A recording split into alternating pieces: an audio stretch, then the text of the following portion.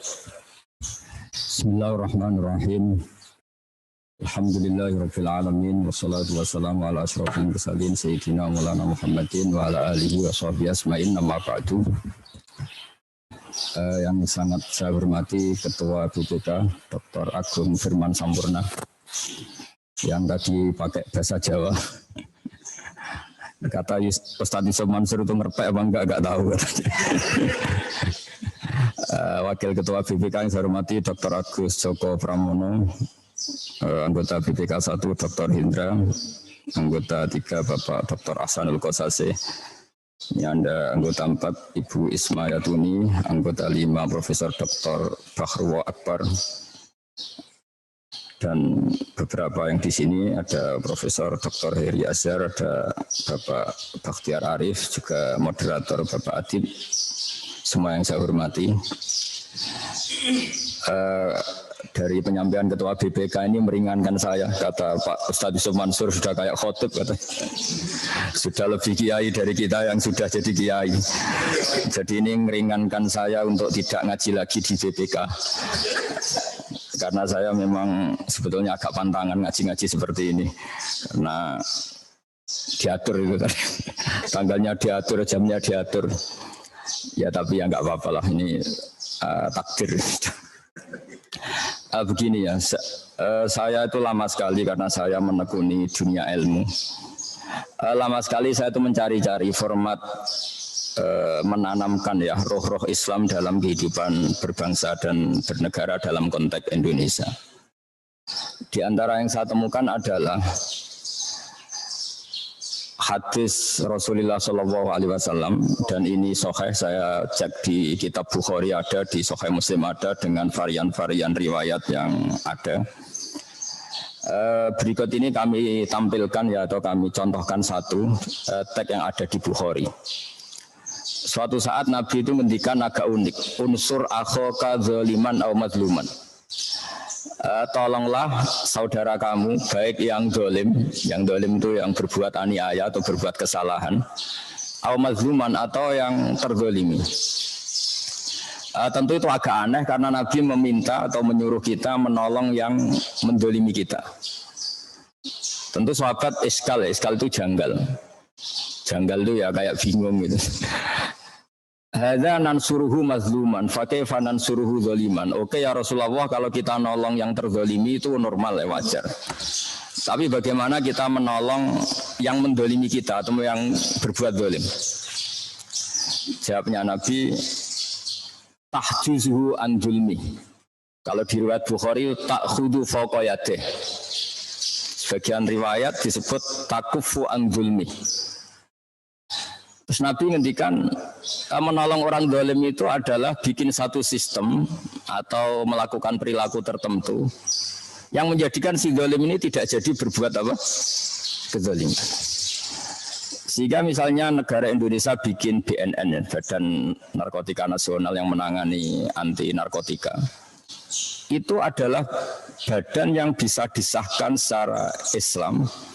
Memang kita harus bikin satu aturan yang orang zalim itu kira-kira itu jera atau syukur-syukur tidak sampai melakukan kezaliman itu. Nah, kira-kira analoginya, kiasnya adalah seperti BPK. Orang supaya tidak menggunakan uang negara seenaknya, ini harus diawasi. Dan yang ngawasi ini harus ta'khudu fawqa yadih. Itu kata Imam Ibnu Hajar Al-Asqalani dalam Fathul Bari, nanti saya baca teksnya. Harus bil isti'la wal qahr. Orang yang mengontrol itu yang punya otoritas memaksa.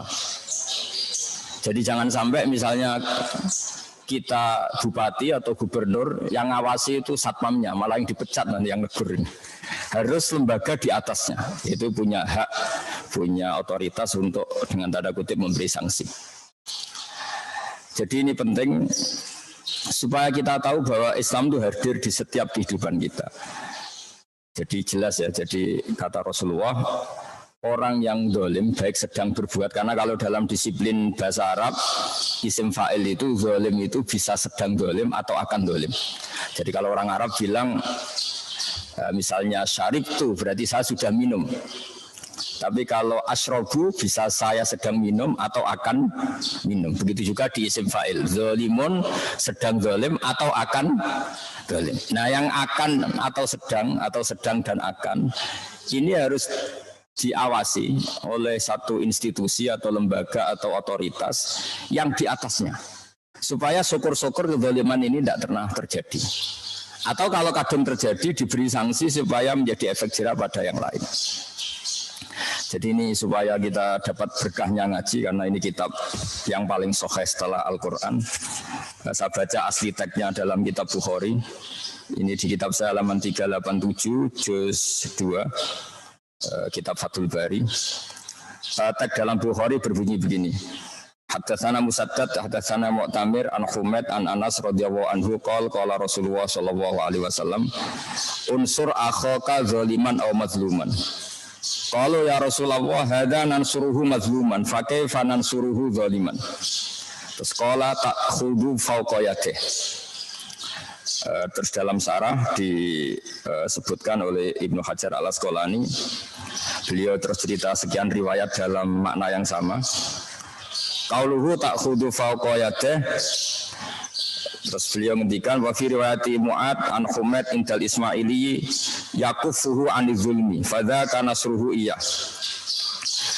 Terus dalam beberapa sarah dijelaskan qala al-Baihaqi ma'nahu anna adz-dzalim mazlumun fi nafsi fa yadkhulu fi rad'ul mar'i an zulmihi li nafsi. Terus di sini disebutkan bil isti'la wal qahri. Jadi yang punya otoritas melarang itu harus orang-orang yang punya kekuasaan. Jadi misalnya BPK, entah saya tidak tahu mekanismenya apa, terus dilaporkan polisi, ditangani pihak yang berwajib ketika melihat satu kesalahan. Nah ini penting supaya kita tahu bahwa syariat Islam itu sebetulnya bukan hanya menyangkut orang yang mencuri terus harus dipotong tangannya terus sesuai sanksi-sanksi itu. Ada aturan dalam Islam yang mungkin saat kita tidak sempurna, memang kita tidak pernah sempurna. Itu ada kaidah yang disebut al-maisur la yasqutu bil ma'sur. Nah, ini memang saya sengaja akan matur secara fikih.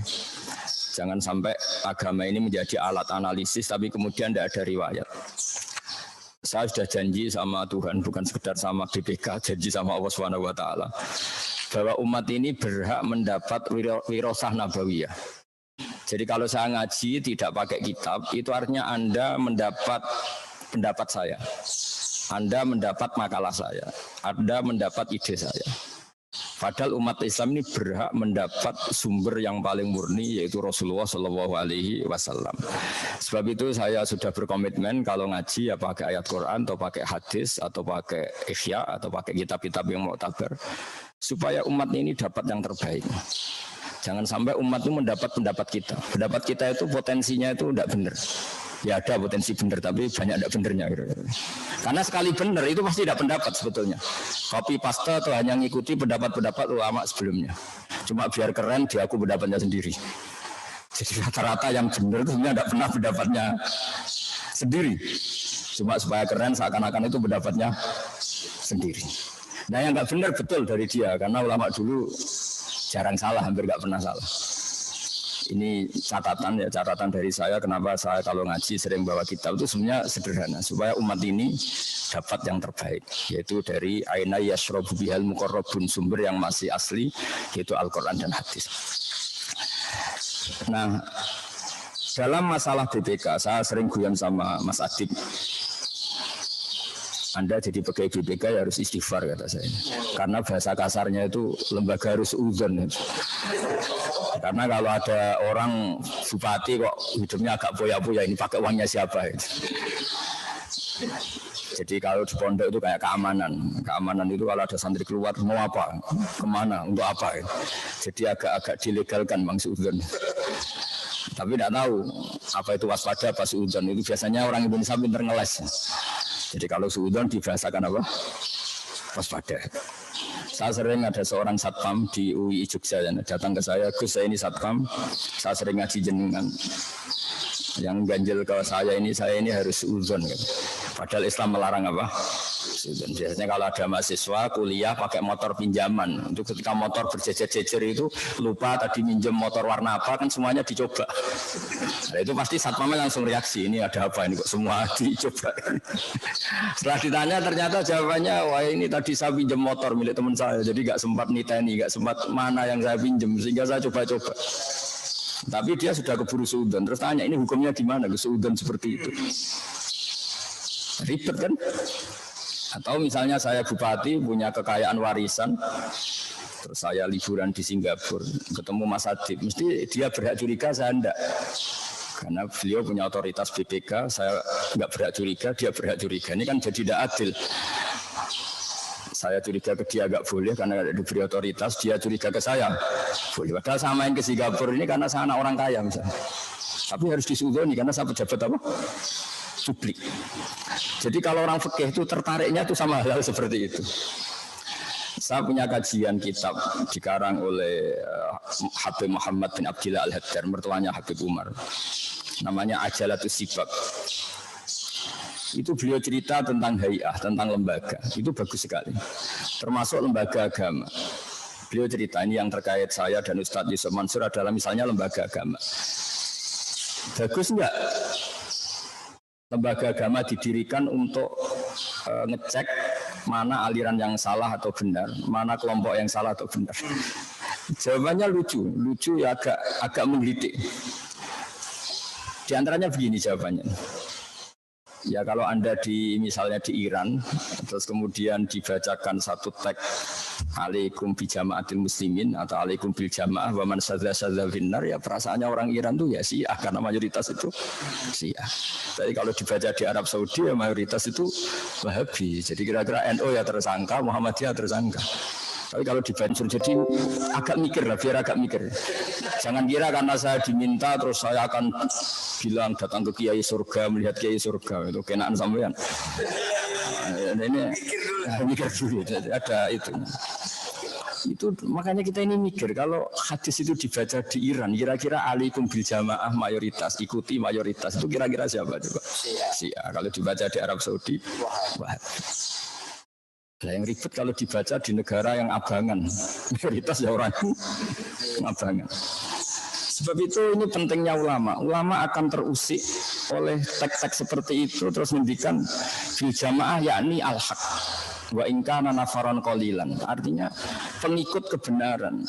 Karena kebenaran itu adalah hakikat yang dihitung Allah. Meskipun secara lahir jumlahnya sedikit. Jadi misalnya gini, bumi ini kan luas sekali. Itu yang dalam pandangan Allah mestinya nazari riayah. Itu hanya orang-orang yang sujud, yang baca Quran. Kalau boleh GR ya yang kita-kita inilah yang dilihat. Sehingga dalam hadis qudsi masyhur itu Allah ngendikan, saya melihat penduduk bumi, kemudian saya ingin mengazab mereka karena mereka berbuat maksiat, curang, gini. Tapi ketika saya melihat ada yang sujud, ada yang baca Quran, ada yang bertasbih, kemudian azab itu saya urungkan. Artinya yang dianggap jamaah oleh Allah adalah orang yang bereksistensi terhadap kebenaran, meskipun jumlahnya sedikit. Tapi sedikit ini yang dilihat Allah. Jadi ibarat misalnya saya punya anak yang saya cintai, ikut bis, semuanya pemabuk, semuanya orang maksiat. Terus malaikat Israel atau malaikat bagian panitia musibah misalnya. Ini mobil mau saya hancurkan, mau saya gulingkan. Pasti yang dipertimbangkan Allah. Tapi jangan, di situ ada anaknya orang soleh misalnya, atau ada orang soleh.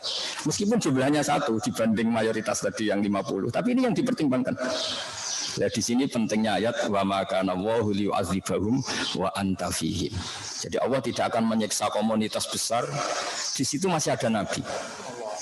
Nah, nabi itu bisa fisik, zaman nabi hidup tentu itu fisik, atau tidak fisik. Misalnya mahabbatu Rasulullah sallallahu alaihi wasallam fi qulubihim. Nabi tidak wujud secara fisik, tapi keberhadirannya ada di hati kita. Itu juga menjadi alasan lah kira-kira dibahasakan gitu, Allah tidak menyiksa. Wa ma kana Allahu liyu'adzibahum wa anta.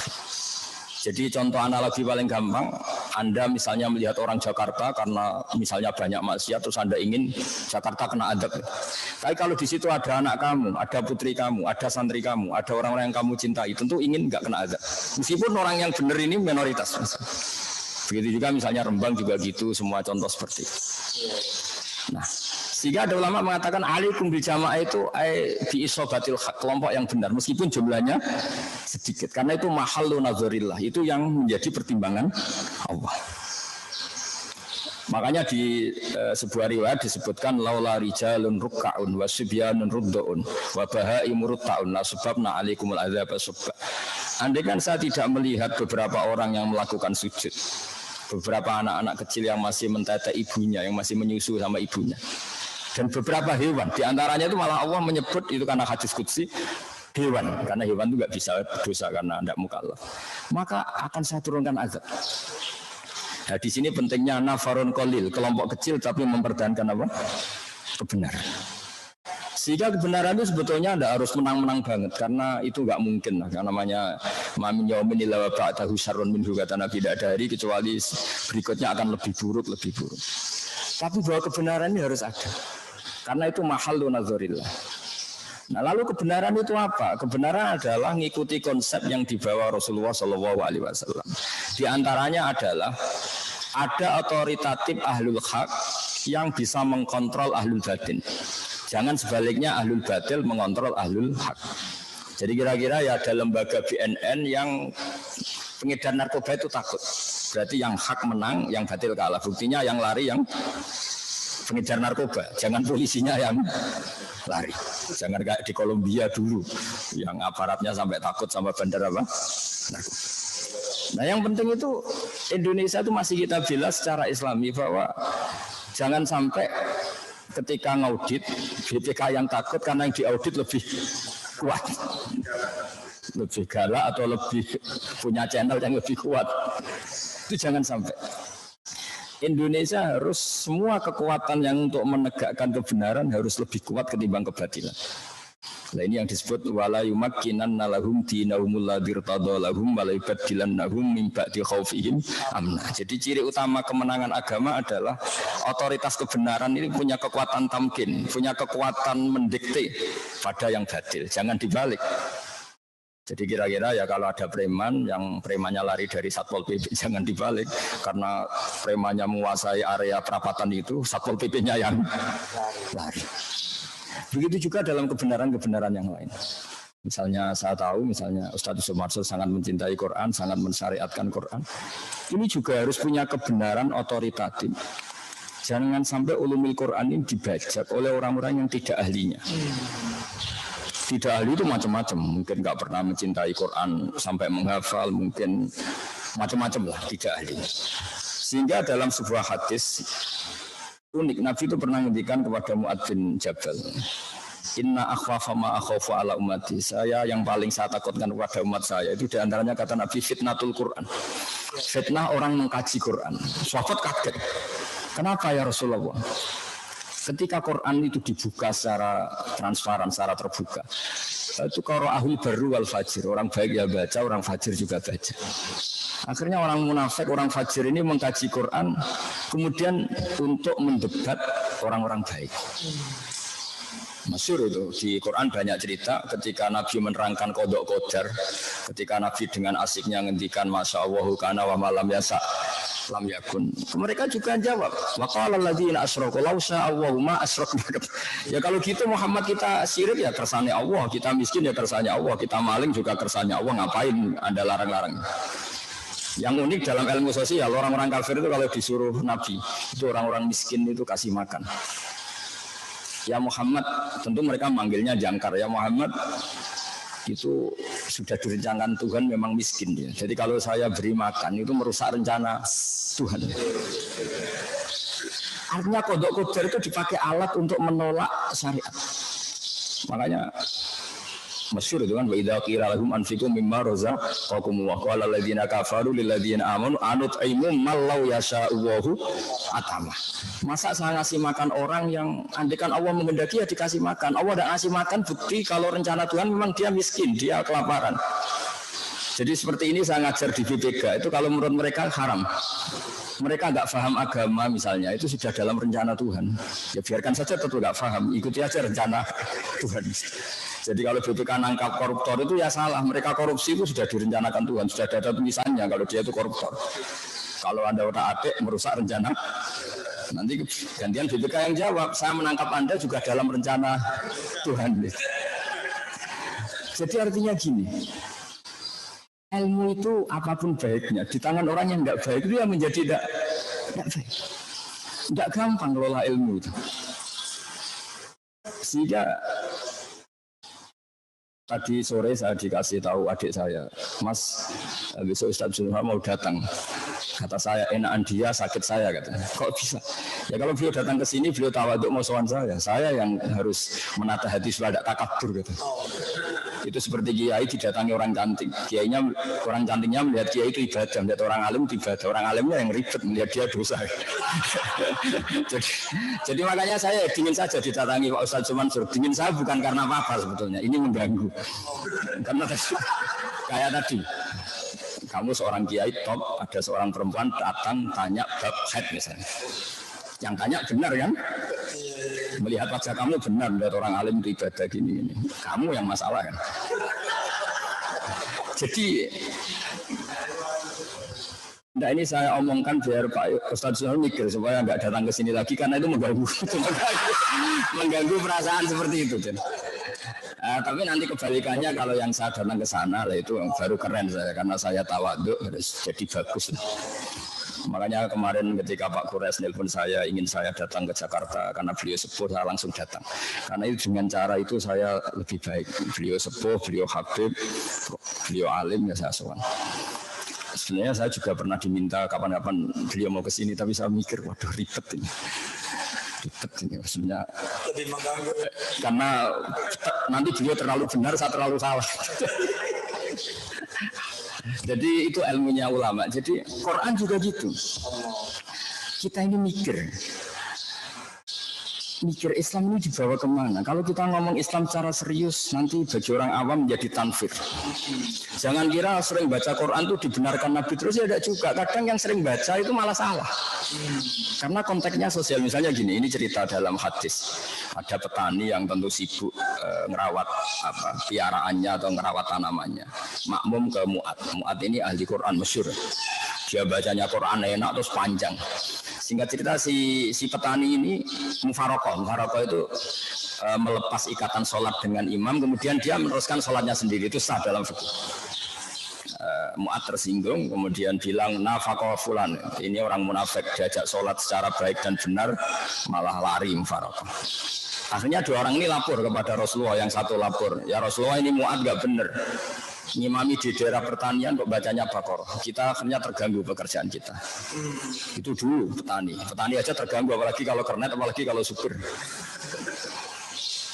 Terus tapi uniknya apa? Yang disalahkan Nabi itu yang Mu'ad. Afattanun anta ya Mu'ad. Kamu ini tukang fitnah. Inna minkum munafirin. Kamu ini menjadikan orang lari dari Quran. Gara-gara kamu baca panjang, akhirnya orang ini kecelok lari dari Quran. Jadi tidak gampang ngelola kebenaran. Jadi yang disalahkan Nabi itu yang Mu'ad, bukan yang karena menyebabkan orang lari dari Quran karena kelamaan. Makanya saya sering cerita ke kiai-kiai, kalau Anda tahlil jangan lama-lama. Nanti orang itu bosan sama la ilaha illallah. Sebenarnya bosan sama Anda, tapi Anda kuat lama karena Anda aktornya kan. Iya kan, kita misalnya yang ngomong kan kita aktor mesti betah, tapi yang dengerin Corong Jawa gak lakon, ngapain lama-lama sadar lakon. Makanya saya kalau ngaji di mana-mana itu mesti cepat, tak jamin. Makanya tidak usah khawatir lama-lama, ini pasti saya cepat. Saya betah lama karena saya aktor, tapi kalau sampai karena kemungkinannya sampai itu dua. Kalau paham ya ingin nggak lama-lama karena sudah paham. Kalau tidak paham namanya nggak paham ya nggak asik. Kadang setengah paham setengah enggak, ini yang ribet. Jadi saya semohon-mohonnya ngelola Islam di Indonesia. Kalau kita mutadakhir, kalau kita cukup punya bacaan, itu masih bisa cari padanan-padanan itu dalam referensi Islam. Yaitu diantara ciri utama agama diridhani Allah adalah wala yumakkinanna lahum dinahumul ladzi irtadalahum wa la yubaddilannahum min ba'di khaufihim amna. Dulu yang memperlihatkan Islam takut sama orang kafir karena orang kafir mayoritas. Dulu ketika banyak begundal, banyak preman, orang yang soleh takut sama preman. Jadi sekarang alhamdulillah Barokahnya ada BNN yang pengedar narkoba yang takut. Barokahnya ada BPK, KPK yang korupsi yang takut. Itu sudah menang kita. Karena ada khauful zalim min sholihin. Orang yang zalim takut sama orang soleh. Jangan sampai kita ngalami yang soleh takut sama yang zalim. Sehingga dalam hadis itu disebut oleh Nabi ta'khudu fawqiyatih. Ada fauqiyatan kata Ibnu Hajar Al-Asqalani, kebenaran harus punya fauqiyah, punya otoritas yang lebih tinggi ketimbang kezaliman. Nah, caranya gimana kalau dalam dunia sosial? Dalam dunia sosial itu kita bikin satu komunitas mayoritas dan sehingga itu menjadi kebenaran yang luar biasa. Saya tadi malam sama Gus Yofur, sama putra-putra Mbah Mun banyak di sarang tadi malam sampai malam. Itu di antara kajian kita adalah kesuksesan banyak tokoh kita, mulai Mbah Hasyim, Mbah Ahmad Dahlan sampai semuanya lah. Tokoh-tokoh kita mulai dulu Jamiah Khairiyah dan semuanya lah yang berjasa. Itu dulu ketika mendirikan NU itu saya pernah diceritani Gus Hasib putra Mbak Wahab pernah main ke sini. Aku mau kepengen pejabat itu sholat gitu. Singkat cerita, suatu saat beliau ke sini sama saya cerita-cerita ringan, terus saya cerita agama di Indonesia itu sudah menang. Kenapa? Sekarang nyalon bupati kok terkenal tidak sholat, itu pasti kalah. Apapun kaya Anda pasti kalah. Terkenal nyuwun sewu selingkuh pasti kalah. Artinya ada tolok ukur agama yang menjadi ukuran kamu dipilih atau tidak dipilih. Jadi tanpa kita memaklumatkan negara Islam, tapi nilai-nilai Islam ini sudah bahkan jadi ukuran sebagai tolok ukur apa? Politik. Kamu risih kan dengan pimpinan Anda misalnya nyuwun sewu orang yang nggak sholat, yang nakal, yang ini, itu pasti nggak nyaman. Artinya apa? Nilai itu sudah, alhamdulillah sudah menjadi nilai politik. Ada bupati di Rembang atau gubernur kok terkenal nggak sholat, itu pasti nggak kepilih. Terkenal apa? Zalim atau terkenal otoriter, terkenal menyepelekan orang kecil, pasti nggak dipilih. Artinya sudah ada ukuran yang tahu-tahu kebenaran agama ini sudah menjadi apa? Ukuran. Nah, itu sudah benar karena ngendikan Allah Ta'ala wa'mur bil urfi. Urf itu sesuatu yang mudah dikenalin. Jadi kebenaran kita di Indonesia sudah soro urfian, menjadi sesuatu yang mudah dikenalin. Karena maknanya ma'ruf itu arafahul aqlu wasar'u. Yang dikatakan mungkar adalah angkarahul aqlu wasar'u. Sehingga kebenaran itu menjadi wa'tamiru bainakum bima'ruf. Usahakan kebenaran menjadi nilai bersama. Iktimar itu kalau ilmu sorof mengatakan sorol khairu mu'tamaron bainakum. Sesuatu itu menjadi urusan bersama. Di Indonesia itu alhamdulillah. Orang yang apapun kayanya kok terkenal gak sholat, itu gak akan kepilih. Orang gak nyaman. Sama Tuhan saja gak takut, apalagi sama KPK, apalagi sama BPK. Mesti perasaannya orang seperti itu. Nah, itu tidak gampang menciptakan suasana seperti itu. Nah, saya minta Pak Ustadz Yusuf Mansur semuanya yang mencintai Quran juga gitu.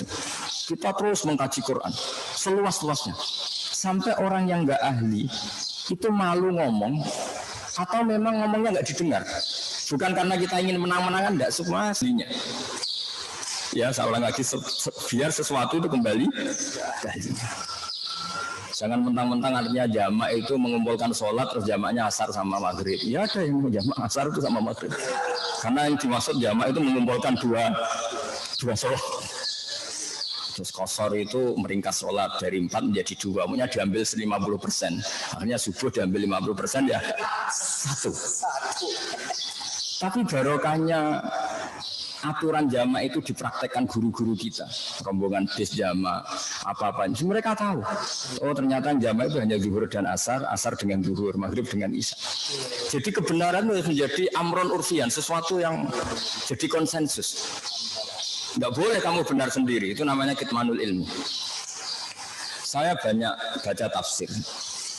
Itu kalau mengutarakan kebenaran, yang masyhur di Indonesia misalnya tafsir Jalalain, tafsir Munir.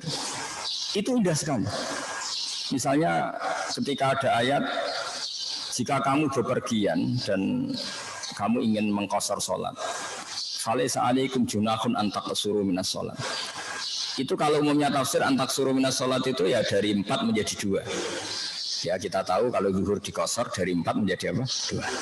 Tapi sebetulnya itu tafsir yang kurang luas. Kata banyak ulama mufassir yang lebih luas. Qasrun itu artinya mencendak atau meminimalkan dari aturan yang banyak menjadi aturannya sedikit. Jadi dari 4 menjadi 2 itu juga qasrun.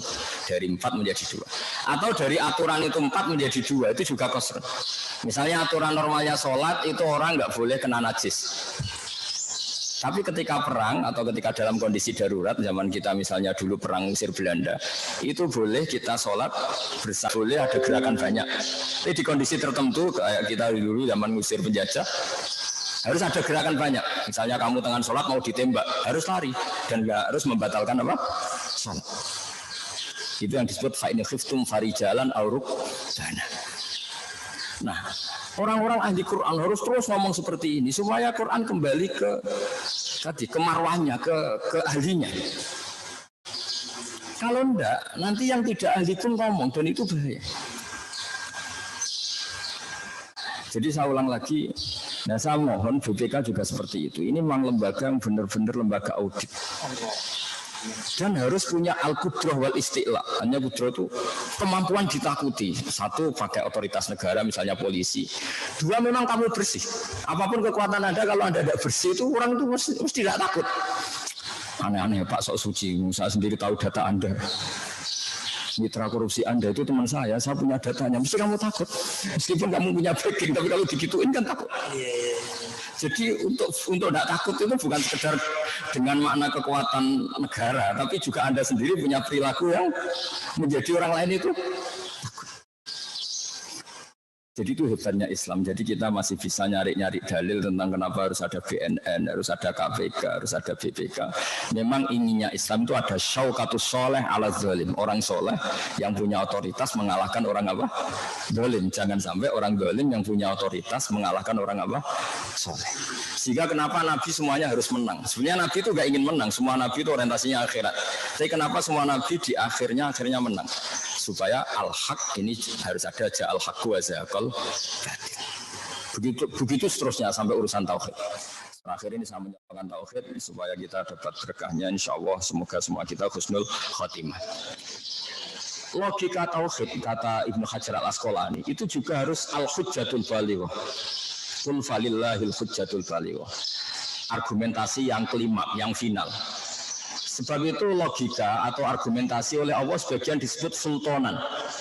Sultan itu raja, raja itu mengalahkan rakyatnya. Sehingga logika yang benar Allah menyebut sultanan. Sultan itu logika, hujjah. Nah kenapa itu penting? Kata banyak ulama, jangan sampai logika batil itu menyelimuti pikiran banyak orang, kemudian mengalahkan logika hak. Misalnya dulu kita tahu kalau baca sejarah, orang-orang Gerwani itu kalau didik anak-anak kecil, ayo pejamkan mata, ayo minta permen sama Tuhan. Terus Tuhan saya minta permen, terus nggak dapat permen. Lama-lama, ayo sekarang pejamkan mata, minta sama bu guru, dikasih. Berarti yang ada bu guru, yang Tuhan tidak ada. Itu dulu jalan. Tapi sekarang barokahnya ada guru-guru tauhid yang di musola-musola, di surau-surau, di madrasah-madrasah. Itu jelas. Hadhil maujudat, ini alam raya ini maujud. Maujud itu real. Bumi ya real, langit ya real, hewan-hewan ya real. Terus andikan kita ateis itu diajarin gini. Hadhil maujudat khalaqahal Adam. Ini hal yang maujud, penciptanya yang tidak maujud. Orang kan bisa stres. Ini wujud, diciptakan sesuatu yang tidak wujud. Bagaimana mungkin sesuatu yang tidak wujud menjadi sesuatu pencipta? Wong wujud saja, tidak kok menjadi faktor. Di mana-mana namanya faktor itu harus wujud. Nah, logika itu harus tertanam. Sehingga Quran sering ngendikan am khuliqu min ghairi syai'in ahumul khaliqun. Masa alam raya yang wujud ini kemudian diciptakan oleh sesuatu yang tidak wujud. Ciri khas tidak wujud adalah sesuatu itu tidak punya faktor, tidak menjadi faktor. Wong namanya saja tidak wujud. Logikanya gimana? Ya alam raya yang wujud ini pasti diciptakan oleh zat yang super wujud. Yang oleh Islam atau oleh ulama disebut wajibil wujud. Atau kausal prima atau apa. Nah, kata Ibnu Hajar al-Asqalani dalam menjelaskan salasun mangkunna fihi wajada halawatal iman. Halawatal iman dalam penjelasan ilmu kalam atau ilmu tauhid disebut iltizazan aqliyan. Agama ini datang dengan logika yang mudah. Kalau Anda orang yang pintar, orang yang cerdas, kemudian Anda dikasih tahu alam raya yang wujud ini diciptakan yang tidak ada, diciptakan oleh sesuatu yang tidak ada, pasti Anda nggak bisa tidur semalam. Bagaimana sesuatu yang tidak ada menciptakan yang ada? Ya nggak ada kok menciptakan yang itu sampai malam pasti nggak bisa tidur. Hidup mati lagi tetap nggak ada jawabannya. Tapi kalau kamu dikasih tahu alam raya yang wujud ini diciptakan oleh wujud yang lebih dahsyat, yaitu Allahu Akbar atau zat sing wajibil wujud. Ya wajar lah namanya wujud ini ya mesti kalah sama wujud akbar. Kan terus enak. Lah enak ini disebut iltizazan aklian. Orang menjadi nyaman dengan Islam. Maka agama ini liqaumi yaqilun, liqaumi yatafakkar. Itu macam-macam. Itu juga harus. Nah, sultanul akal, kekuatan akal seperti ini juga harus menjadi masif, menjadi konsensus, sehingga orang tidak lagi tergoda oleh was-wasatus syaitan dengan faham-faham ateis. Ini juga harus menjadi sesuatu yang masif, yang lazim, yang keniscayaan. Nah, tugas kita sebagai seorang guru atau seorang kiai atau seorang ustaz itu menanamkan seperti ini. Sehingga benar-benar yusabbitu walladzina amanu bil qauli tsabit fil hayatid dunya wa fil akhirah. Jadi cara berpikir ini benar-benar menjadi al-qaulu tsabit, sesuatu yang menghujam di hati, tidak tergoyah. Ini pentingnya ulama-ulama yang akan menjaga itu. Nah, makanya saya dulu lama sekali derekan Mbah Mun, derekan bapak saya itu beliau cerita Islam itu tidak akan habis untuk mengawal Indonesia karena tadi misalnya dalilnya apa lembaga BPK, Qurannya apa ya ribet. Ya dalilnya gampang tadi, di antara ajaran Islam adalah memerintahkan yang baik, melarang yang mungkar. Cara melarang itu gimana? Supaya kemungkaran itu nggak terjadi. Caranya apa? Ya bikin lembaga yang bisa mengeksekusi atau memberi sanksi atau melarang itu. Ya tentu agama tetap ikut berperan, misalnya kiai mendidik masyarakat supaya tidak korupsi karena nanti ada akhirat gini-gini. Yang lembaga negara mungkin ancamannya penjara dan sebagainya dan sebagainya. Tapi apapun itu ketika Nabi cerita tentang unsur akho kadzaliman au mazluman, itu Nabi ditanya sahabat, "Fakaifa ansur hadza nansuruhu mazluman? Fakaifa ansuruhu zaliman?" Oke ya Rasulullah, kalau yang terzalimi saya tolong, bagaimana engkau memerintahkan kita menolong yang zalim? Kata Nabi, ta'khudu fawqa yadayhi. Sebagai riwayat tahjuzuhu an zulmi. Kita punya kekuatan untuk melarang yang zalim berbuat apa?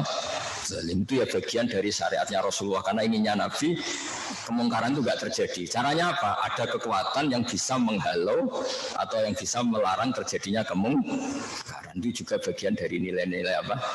Islam. Ya, saya kira demikian. Assalamualaikum warahmatullahi wabarakatuh.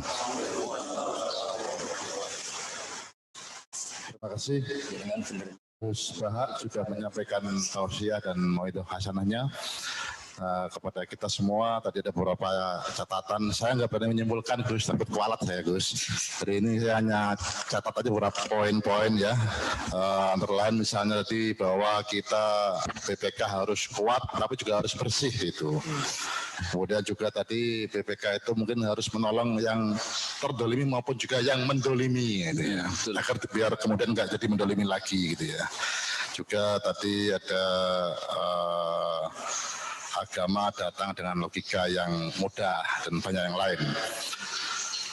Namun juga ini saya nggak beri lama-lama Gus, karena tadi juga Gus ingetin kalau ngimami jangan lama-lama, nanti mufarokoh. Tadi tahlil jangan lama-lama, jadi MC juga jangan lama-lama juga nih Gus ya, MC-nya gitu. Jadi ini mohon setelah ini mohon tanggung jawab Gus dari pejabat pimpinan maupun pegawai BPK, mohon dapat nanti jika ada ya mengajukan pertanyaan kepada Gus Bahak. Mungkin untuk yang pertama dari yang hadir dulu di majelis di sini untuk dapat mengajukan pertanyaan. Silakan, apakah dari yang hadir ada yang mau bertanya? Dua Jawa juga tesin kalau Pak Wakil, jadi Bu. Pak Wakil Ketua yang pertama, monggo Pak Wakil. Bismillah. Bismillahirrahmanirrahim. Assalamualaikum warahmatullahi wabarakatuh. Saya ada beberapa pertanyaan, Gus. Saya ini sering dengar ceramahnya Gus melalui YouTube. Cuma santri-santrinya Gus itu motongnya jadi pendek-pendek itu. Jadi lebih banyak nggak ngertinya daripada ngertinya, karena langsung kepada pokok permasalahan, langsung kepada sampung. Pertanyaan sudah banyak, tapi nanti kalau bisa balik lagi. Tapi saya akan tanya beberapa dulu. Yang pertama terkait dengan kelembagaan kami, Gus. Terima kasih nasihatnya, terima kasih diberitahu dasar teorinya. Namun ada pertanyaan secara praktikus. Jadi lembaga seperti kami ini itu zaman Rasulullah, zaman sahabat, zaman tabi'in atau setelahnya itu ada atau tidak? Itu yang pertama, Gus. Untuk melihat secara praktikalnya. Kemudian yang kedua tadi kita senang kalau orang yang sholat, orang yang soleh, orang yang baik dan kemudian kelihatan taat itu menduduki jabatan, senang. Nah, kita ini pimpinan di BPK, Gus. Ada trade off, ada kami melihat di lapangan ini ada orang soleh sudah duduk di jabatan, tapi kok kerjanya nggak becus gitu. Sholat ini. Nah, pilihannya lalu kita mau ganti orang yang tidak lebih soleh itu seperti apa, Gus? Takut kualat juga di akhirat kan. Seperti apa pilihan-pilihannya? Itu pertanyaan dari organisasi ya, Gus ya. Boleh lanjutkan lagi, Gus. Kalau ini pertanyaan dari YouTube. Jadi dengar nggak ngerti catat, banyak sudah. Jadi Gus pernah ngomong di YouTube itu menjelaskan Quran surat Al-Baqarah ayat 224 yang Allah berfirman, janganlah kamu jadikan nama Allah dalam sumpahmu sebagai penghalang untuk berbuat kebajikan, bertakwa dan menciptakan kedamaian di antara manusia, Gus. Jadi kita sudah bersumpah dengan nama Allah untuk misalnya tidak silaturahmi, tapi kemudian jadi silaturahmi. Nah, pertanyaannya praktikalitasnya itu, Gus, begitu kita membatalkan itu apa yang kita lakukan? Kafarat kah? Apa minta maaf kah? Atau tobat kah? Atau apa? Itu praktikalitasnya. Karena apa? Dan kok ya ada logika orang bersumpah dengan nama Allah untuk berbuat sesuatu yang nggak baik gitu. Itu jadi saya kalau diizinkan mau terus, tapi mungkin 3 dulu ya. Ini 1 tapi sudah 3 ini. Terima kasih Mas Adib ya. Terima kasih. Berarti sudah 3 ini. Tambah bonus, Gus. Terima kasih Pak Wakil Ketua, Bapak Agus Joko Pramono.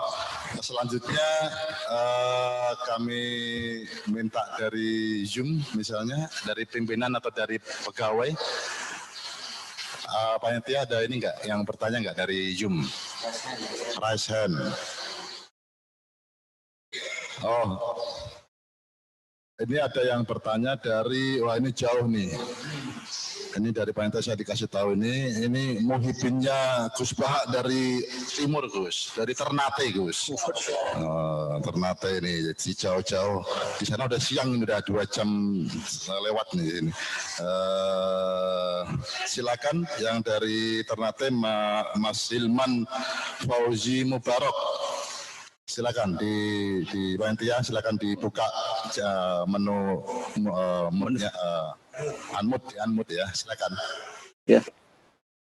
Assalamualaikum warahmatullahi wabarakatuh.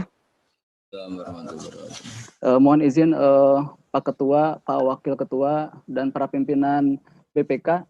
Terima kasih atas kesempatan yang diberikan oleh moderator.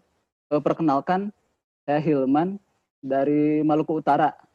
Gus, ada pertanyaan yang ingin saya sampaikan terkait dengan yang selama ini kami selaku pemeriksa BPK sering alami gitu. Termasuk tadi yang disampaikan oleh Gus Baha, kaitannya dengan peran BPK untuk memperlakukan orang yang salah zalim gitu, Gus.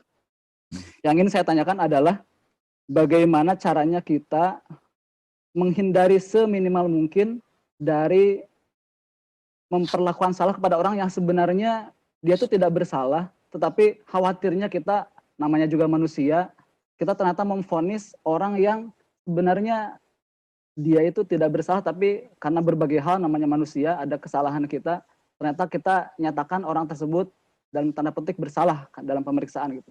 Bagaimana cara menghindarinya?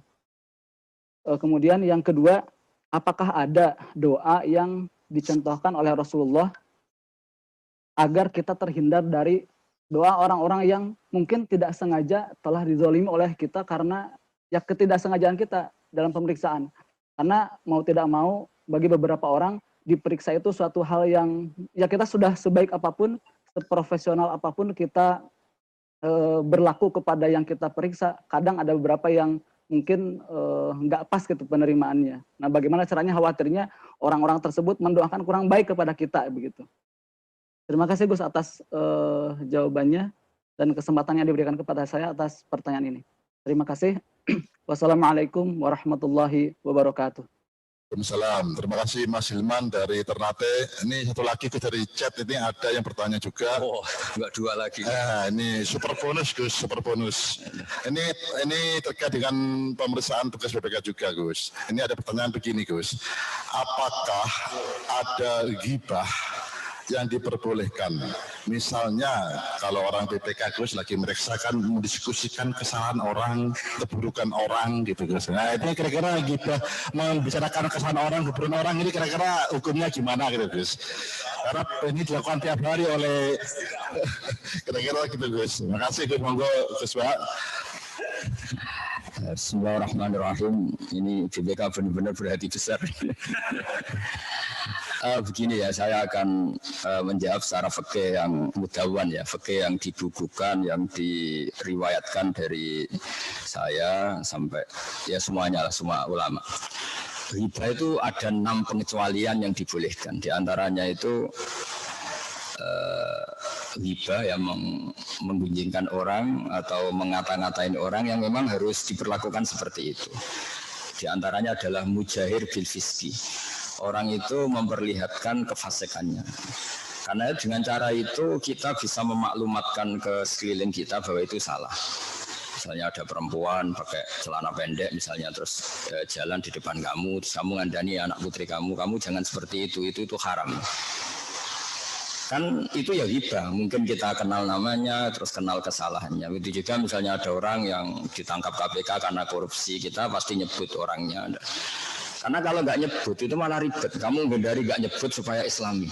Saya tadi melihat koruptor, orang mana orang Indonesia, namanya siapa? Ndak lah, saya nanti ngerasani ghibah.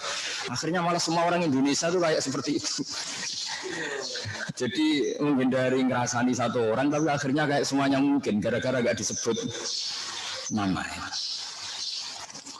Dan dalilnya para ulama dia dapat saja dalil. Buktinya Quran juga nyebut misalnya Fir'aun, siapa beberapa aktor kesalahan kayak Abu Lahab. Itu bukti bahwa untuk kepentingan kebenaran itu kadang ghibah itu ya boleh, kayak itu di al-mujahir bil fiski. Kayak Fir'aun kan memaklumatkan diri sebagai Tuhan, Abu Lahab juga memaklumatkan sebagai musuh besar Nabi. Jadi memang ada pengecualian yang termasuk untuk syahadah. Mau tidak mau misalnya si A korupsi kan ditanya korupsinya sama siapa, uang ngalir kemana. Ini bagian dari, bukan karena yang tanya BPK terus tak halalkan, tidak, memang itu ada kitabnya. Cari di bab ghibah itu ada 6 pengecualian, diantaranya halal seperti itu. Itu menurut pandangan fikih. Kalau menurut pandangan tasawuf lebih unik lagi. Di antara sanksinya Allah terhadap orang-orang zalim itu adalah lahum khisyun. mereka akan hina fil hayatid dunya. Mereka di dunia sudah mendapat afatnya, mendapat cara Jawa kena batunya. Jadi misalnya kan tidak lucu kan, misalnya orang koruptor, kemudian tidak ada sanksi sosial. Sehingga Allah selalu bikin sanksi sosial. Delalah orang itu ngerasani semua, gunjingkan semua. Sehingga dia cari teman ini susah. Artinya apa? Ghibah itu ya haram. Tapi itu cara Allah untuk menghukum kemungkaran. Dan itu diantaranya karena jadi gunjingan masyarakat. Coba kalau ada perempuan nakal, atau ada koruptor, terus ada pencuri, kemudian tidak jadi gunjingan. Kan dia tidak pernah menjabat jera karena nggak ada sanksi apa-apa. Maka diantara sanksinya Allah kepada mereka yang salah adalah khizyun, ada kehinaan yang dia dapatkan di dunia. Diantaranya dicibir banyak orang. Nah tentu yang mencibir nanti kena hukum setelah melebihi batas. Misalnya, dasar maling, paling turunannya maling, bayi maling itu sudah melebihi batas. Yang maling dia kok bapaknya dibawa-bawa, mbaknya di bawa. Apalagi itu sebab dasar maling, potongannya tidak keriting, paling merokok. Hanya orang yang pendek keriting terus ke bawah-bawah kan. Nah ini sudah berlebihan. Nah, apalagi misalnya, dasar koruptor, dasar partai ini. Padahal yang di partai itu tidak semuanya. Nah itu sudah berlebihan. Jadi itu ada ilmunya untuk. Jadi makanya saya masih ingat ketika Mbah Mun ditanya ada penyakit tertentu yang zaman itu susah disembuhkan dan penyebabnya adalah kemaksiatan. Ada dokter yang ingin menemukan obat itu, Mbah Mun ngendikan kalau Allah ingin memberi sanksi, Anda jangan cari solusinya karena itu cara Allah ingin mendidik dia semoga menjadi tobat. Jadi di antara sanksinya Allah itu la'allahum yantahun, la'allahum yarji'un, semoga bisa kembali. Jadi kita ini jangan melawan Allah. Kalau Allah ingin memberi sanksi kok malah kita memberi solusi kan lucu kan. Ada orang yang karena sering main perempuan, main korupsi, kemudian jatuh di masyarakat, terus kamu istighosa mengistighfari dia, ya kan ya lucu. Allah ingin memberi sanksi supaya ngalami khizyun fil hayatid dunya. Jadi itu. Nah, kemudian yang tadi pertanyaan dari Mas Firman ya dari NTT itu kalau minta doa Maluku Utara itu doa itu masyhur dan sering saya amalkan di antara doa Nabi yang terkenal. Saya bilang terkenalnya karena mungkin saya keluarga kiai ya, jadi memang diajarin itu. Kalau yang nggak keluarga kiai ya latihan sekarang supaya terkenal juga doa ini. Allahumma inni a'udzubika an adilla a'udal au azilla a'uzal au azlim au yuzlam alayya. Itu masyhur itu doa itu.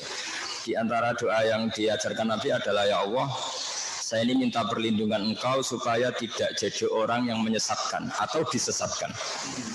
Atau orang yang tergelincir atau tergelincirkan. Mungkin kita ada ingin korupsi tapi gara-gara godaan harta tahta wanita menjadi korupsi. Jadi watak kita baik tapi gara-gara digoda tidak baik menjadi tidak baik. Au adillah a'udul. Terus diantaranya adalah au azlim au yuzlam aliyah. Atau saya menjadi orang zalim atau dizalimi. Dizalimi itu misalnya ada skenario besar yang sebetulnya Anda tidak korupsi tapi didesain sedemikian rupa seakan-akan Anda yang korupsi atau Anda yang salah. Jadi itu memang mulai dulu di antara yang dibicarakan Quran adalah siapa yang melakukan kesalahan sumaya rumi bihi barian, kemudian kesalahan itu ditimpakan pada orang yang sebetulnya ada salah. Barian maknanya orang enggak salah. Faqatih tamala buhtana wa isqam. Jadi ada di Quran sudah dibicarakan orang-orang yang enggak salah tapi didesain sedemikian rupa oleh kekuatan besar seakan-akan dia yang salah. Misalnya saya koruptor, bisa mengatur sedemikian rupa seakan-akan gajah ini legal, bisa menyuap legislasi atau legislator supaya ini diundangkan secara benar, padahal hakikatnya ini kepentingan. Itu juga ribut kalau seperti itu. Atau mungkin kita di dunia agama juga sama, kita seakan-akan soleh sendiri terus mengajarkan orang supaya banyak ngamal ke kita, sementara kita sendiri tidak tanggung jawab di depan Allah Subhanahu wa Ta'ala. Saya punya contoh begini kalau dalam fikih. Saya sedang pengurus takmir masjid. Tentu ingin masjid saya itu bagus. Bagus yang mana coba? Ketika kekuatan masyarakat saya hanya 500 juta, kemudian saya ingin masjid itu lampunya dari kristal, menaranya mewah, mesti saya disalahkan Allah. Karena yang dikatakan masjid itu tempat sujud. Kalau untuk sujud cukup, untuk alat sesuci cukup, ya sudah cukup. Karena keinginan mewah itu pasti nafsu. Gitu. Wong sudah masyarakatnya tertinggal gitu kok ingin masjidnya mewah. Dan di sini yang kadang Nabi itu ngeritik masjid. Di antara alamatnya kiamat adalah orang berlomba-lomba membangun Masjid itu maksudnya dalam konteks wong masyarakatnya miskin, ada kewajiban untuk ngerawat ibunya, ngerawat anaknya, ngerawat yang fardu ain, kok dipakai sesuatu yang statusnya tidak fardu ain. Di sini yang mendapat kritik. Tapi kalau masyarakatnya mapan dan uangnya lebih-lebih ya nggak apa-apa bicara masjid mewah. Jadi kita ini masih dalam koridor fikih. Dan itu memang harus difikirin, termasuk misalnya gini yang saya alami, saya ini kan kiai. Buat acara tidak penting. Saya itu belum pernah ngundang alumni acara kolnya bapak atau acara kelahiran anak saya itu tidak pernah. Pikiran saya sederhana. Kalau saya ngundang hari ini misalnya, bisa saja santri saya yang sudah alumni itu sudah janji mau kerja di siapa. Dan dia rezekinya hari itu kalau kerja. Gara-gara panggilan kiai dia harus datang ke sini. Untuk acara yang tidak fardu ain, tapi santri saya harus meninggalkan kewajiban yang berstatus fardu ain. Maka saya dosa. Jangan kira kalau kiai itu tidak bisa dosa, ya dosa. Apalagi kalau kiainya agak engkek, jebule kono taman tok. Sudah mengundang orang yang meninggalkan fardu ain untuk keluarganya demi selera, yaitu bikin taman. Jadi makanya saya jadi kiai ini termasuk kiai yang masih orisinal. Hal-hal gitu itu tak hindari betul. Karena tadi efek fikihnya itu berat. Termasuk jenengan datang ke sini, saya tidak tersandung amat. Bisa saja Anda punya kewajiban fardu ain di rumah. Tapi kok datang ke sini hanya untuk ngaji yang mungkin ini tidak fardu ain, baru fardu kifayah. Saya juga nggak tahu. Makanya tetap butuh istighfar. Sampai Rabi Adawi mengatakan wastighfaruna yahtaju ilal istighfar. Kita sudah benar saja butuh istighfar. Karena jangan beri kebenaran kita ada kebenaran lebih penting yang kita tinggalkan. Tidak segampang itu. Makanya disebut wastighfaruna yahtaju ilal istighfar. Kita istighfar masih butuh istighfar. Misalnya sholat awal waktu itu bagus sesuai teks hadis. Tapi andaikan semua orang sholat awal waktu itu tidak bagus. Mbah Mun itu sholatnya akhir waktu. Kiai Karim Mirboya. Karena apa? Andaikan semua sholat di awal waktu, maka akan dikira bahwa aturan sholat sah harus di awal waktu. Kalau semuanya melakukan, pasti jadi konsensus yang lama-lama dikira aturannya seperti itu. Maka harus ada 1-2 pondok yang sholatnya harus akhir untuk menjaga konstitusi bahwa batas akhirnya sampai situ. Jadi itu tidak gampang jaga. Seperti tawaf itu yang baik itu ya jalan kaki. Semua sahabat tawaf ashabi Rasulillah musyatan berjalan semua. Tapi Nabi tawaf rakiban, Nabi pas itu masih siap tawaf rakiban, tawaf dengan naik unta. Itu kata Imam Nawawi dalam kitab Majmu', andaikan Nabi tawaf secara jalan, maka akan dikira syarat sahnya tawaf harus jalan. Maka Nabi wajib melakukan tawaf secara berkendara untuk menjaga konstitusi ilmu bahwa di antara sahnya tawaf boleh dengan berkendara, dan itu barokahnya sampai sekarang. Akhirnya orang berani tawaf pakai kursi roda, pakai skuter karena iktibar Nabi pernah tawaf secara berkendara.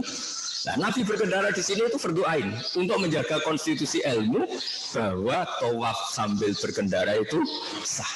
Maka sebagian kiai harus ada sholat akhir supaya tetap menjaga konstitusi bahwa batas akhir sholat itu sampai seperti itu. Kalau semuanya sholat di awal, pasti itu dikira aturan sahnya sholat harus di awal. Jadi tidak gampang apa. Ya memang sebagian kiai kebablasan, kayak saya itu jarang sholat qobliyah ba'diyah. Supaya orang tahu kalau itu sholat sunat gitu. Ya ada yang kebablasan itu. Karena kalau semua kiai sholat qobliyah ba'diyah, lama-lama orang kira itu wajib. Sampai yang mau Islam nginceng, kok sholatnya kok lama sekali. Nanti wajib semua capek sekali.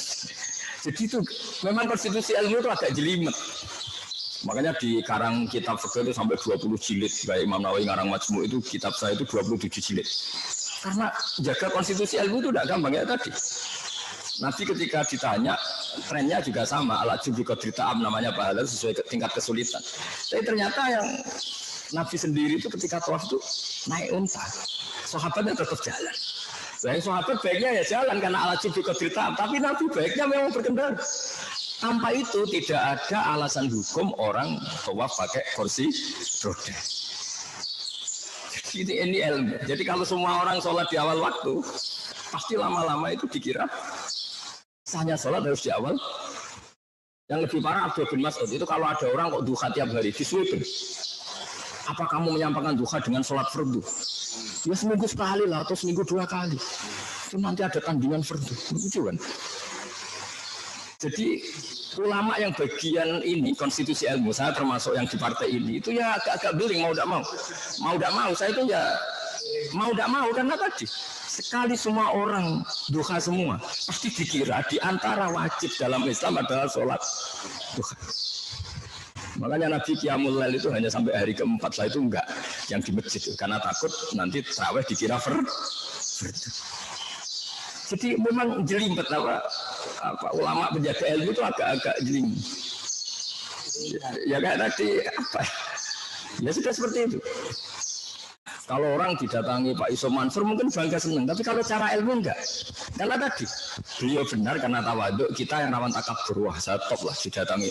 Ribet kan tadi. Kalau orang didatangi janda cantik itu mestinya senang. Tapi ribetnya kan tadi dia lihat kita ibadah, kita lihat dia masalah kan. Itu ilmu, jadi agak jelimet. Masalah kalau nggak dinikahi. Jadi ya kira-kira gitu lah. Jadi jaga konstitusi ilmu. Ya itu harus ada penjaganya juga. Ya, jadi kalau doa supaya kita tidak zalim tadi, Allahumma inni a'udzubika an adilla audal a'wazilla uzal au azlim au yuzlam aliyah. Sebagian ada tulisan au ajhal au yujhal aliyah, atau kita membodohi orang lain atau kita dibodohin. Jadi kita menipu orang lain atau kita pertanyaan dari Pak Wakil tadi yang tentang wala taj'alu arbatal aimanikum itu asbabun nuzulnya gini. Mistah itu ya manusia lah, namanya manusia. Beliau ikut yang menggosipkan Sayyidah Aisyah. Karena Abu Bakar sebagai bapaknya Sayyidah Aisyah ini spontan bilang wa la unfiqu ala mistah. Demi Tuhan saya tidak akan mensubsidi lagi mistah, mensubsidi lah, membantu. Kemudian suatu saat Mistah itu sudah tobat. Terus Abu Bakar itu sebetulnya sudah ingin memberi donasi lagi, tapi merasa kok saya sudah kadung sumpah gitu. Yaitu wala taj'aluha urdatan li aimanikum. Ya meskipun sudah kadung sumpah, kalau kebaikan ya langgar saja, mendingan bayar kafaratul yamin. Itu kafarah yamin, kafaratul tamu asharati masakin, seterusnya itu ada aturannya. Min ausati ma tutimun ahlikum au kiswatu mutahhir qabail. Nah, jadi memang mulai dulu Allah itu ya dicatat kemana-mana. Mulai dulu, termasuk orang kafir yang satu rokaat. Kenapa kamu tidak ngasih makan orang miskin? Ini miskin dalam rencana Tuhan. Kalau saya kasih makan berarti saya merusak rencana Tuhan. Anut aimu malau yasha'uwahu atah. Masa saya ngasih makan orang yang andikan Allah berkehendak juga dikasih makan. Sama dulu orang kafir itu kalau bully Nabi juga gitu. Muhammad kalau ada sapi mati, unta mati itu yang mematikan siapa? Allah. Agama kamu itu aneh, yang dimatikan Allah langsung haram, yang lewat tangan-tangan manusia malah halal. Harusnya ini orisinil, lebih halal, karena Allah sendiri yang langsung mematikan. Coba. Jadi kalau nuruti nyatut Allah itu banyak orang kafir pun ya. Muhammad, kalau kamu itu Rasul betul, gini loh. Kita di lapangan, kemudian menyaksikan kamu ta'tiya billahi wal malaikati qabila. Kamu datang diapit Allah sama malaikat, terus dimaklumatkan kalau kamu itu Rasul. Ya doa nama Allah.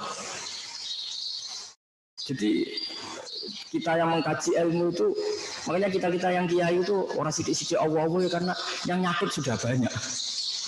Enggak gampang, lola ilmu lagi-lagi enggak gampang. Imam Malik itu jarang nyebut Allah dalam konteks yang kurang baik. Sampai ada orang miskin minta, ya Imam Malik saya minta uang. Kemudian Imam Malik itu hanya diem.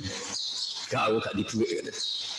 Terus ditanya sama temannya, kenapa engkau tidak bilang Rozakokallah? Gitu. Semoga engkau dikasih rezeki tambah harus lewat saya. Gitu. Kata Imam Malik, inni ujilluwaha an askuro ismahu indaman yakrohu sima'ah. Saya tidak ingin menyebut Allah di kondisi yang orang itu kira-kira disebut Allah juga tidak hormat, karena dalam konteks mangkok. Orang minta nggak dikasih itu kan sudah mangkok. Sudah mangkok didoain rozakokallah, butuhku duit bukan itu, kan apa mangkok. Mendingan Imam Malik bentengi Allah bilang, gak di duit. Ono mergawe nak ganti duit. Mendingan dia yang terkenal sinis daripada menyebut Allah kemudian Allah jadi korban. Iya. Sampai segitunya ulama. Jadi ulama itu nyebut Allah aja diperhitungkan nih. Saking jelimetnya jaga konstitusi ilmu. Jadi ditanya sama temannya, kenapa engkau tidak bilang rozakokallah misalnya, semoga Allah ngasih rezeki. Ini orang baru minta tidak kesampaian, ini kan anaknya mantul. Ya lu duit gitu nggak tuh. Sama kan seperti kita mungkin zaman anak-anak mahasiswa itu kalau sowan ke Pak D-nya, cuma sawoni selamat, butuh duit sawoni selamat. Jadi ada kalimat-kalimat yang bagi orang tertentu tidak menarik. Apalagi nyebut Allah ya, kata Imam Malik, ini ujillu isma'u. Saya ini memuliakan asma Allah supaya tidak saya sebut di depan orang yang baru enggak akan takzim ketika nama itu disebut. Itu ada ilmunya gitu. Makanya atas wala atas alwa urdotal ya iman. Ya saya kira demikian. Assalamualaikum warahmatullahi wabarakatuh. Waalaikumsalam warahmatullahi wabarakatuh. Terima kasih Gus Baha. Alhamdulillah sudah selesai tanya jawab. Karena tadi maksimal 2 dan saya sudah minta nambah 3 udah ya. Nggak bisa lagi Gus ya. Udah jadi berapa? Oke. Berikutnya acara doa. Ini kami mohon nyuwun Gus Baha atau Ustadz Yusuf untuk mendoakan kita semua. Ini yang hadir 1.000 hampir 2.000 orang nih Gus Ustadz. Ya memang untuk di Zoom itu kita batasi 600 saja usernya. Untuk di YouTube ini hampir 1.000 orang di YouTube live. Jadi ini dari Aceh sampai Papua. Jadi mohon didoakan oleh Gus Baha atau Ustadz Yusuf. Monggo kita sama-sama mengaminkan.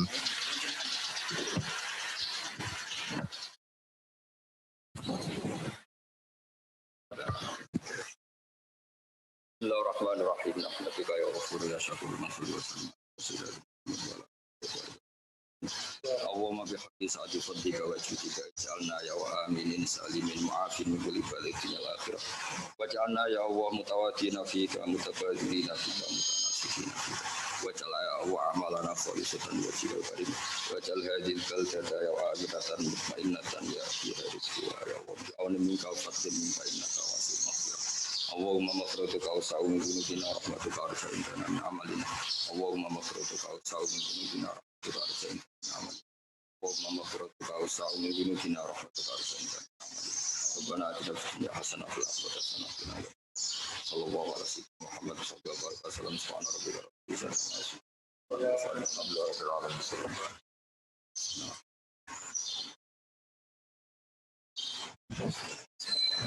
Amin amin ya rabbal alamin.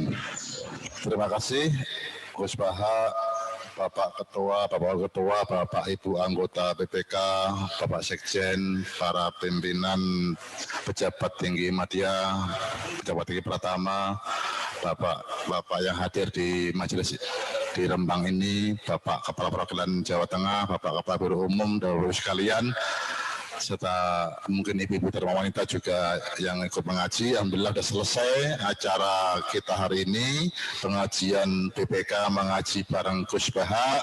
Semoga memberikan manfaat buat kita semua.